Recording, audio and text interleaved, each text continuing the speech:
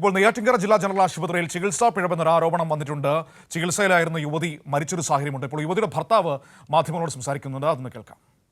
Injection കൊടുത്തു എന്ന് പറയുന്നു. ആളില്ലാത്ത സമയത്ത് ഡോക്ടർ ഏത് ഇഞ്ചക്ഷൻ കൊടുത്തു എന്ന് ഞങ്ങൾക്ക് എങ്ങനെ അറിയാം? വോയിസ് ക്ലിപ്പ് എന്റെ ഫോണിൽ ഇപ്പോഴും ഉണ്ട്. ഇത് കണ്ട് ഈ സംഭവം കണ്ട് ഇവിടെ ഈ ദൃക്സാക്ഷിയായിട്ട് ഒരാൾ 17-ാം വാർഡിലോ 14-ാം വാർഡിലോ ഉണ്ട്. അയാൾ ഇന്നലെ രാത്രിയും കൂടി വന്നിട്ട് പറഞ്ഞതേ ഉള്ളൂ അയാൾ എവിടെ വേണം എന്ന് പറയാം, എന്ത് വേണം, ഈ കണ്ട സംഭവങ്ങൾ അയാളെ സഹോദരി വന്ന് പറയാമെന്ന് പറഞ്ഞിട്ട് ഇന്നലെ രാത്രിയും കൂടി വന്ന് പറഞ്ഞിട്ട് പോയതേ ഉള്ളൂ.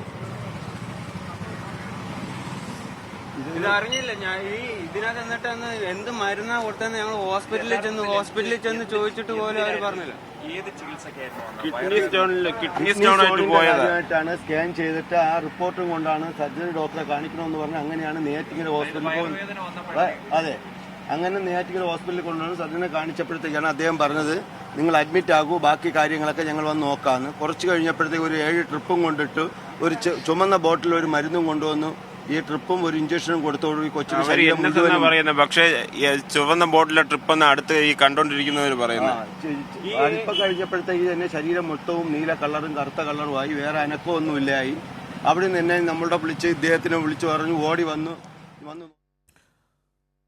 നെയ്യാറ്റിൻകരയിലാണ് ഇപ്പോൾ ഇത്തരത്തിലൊരു ആരോപണം ഉയർന്നിരിക്കുന്നത്. ചികിത്സയിലായിരുന്ന യുവതി മരിച്ചുവെന്ന ആരോപണമാണ് വന്നിരിക്കുന്നത്. കാട്ടാക്കട മച്ചേൽ സ്വദേശി കൃഷ്ണ തങ്കപ്പനാണ് മരിച്ചിരിക്കുന്നത്. അതിനെ തുടർന്ന് അവരുടെ കുടുംബം സംസാരിക്കുന്നതിന്റെ ദൃശ്യങ്ങളാണ് നമ്മൾ കണ്ടത്. ഏതായാലും ആ വിഷയത്തിലൊരു വ്യക്തത അല്പസമയത്തിനകം തന്നെ വരുമെന്ന് നമുക്ക് പ്രതീക്ഷിക്കാം.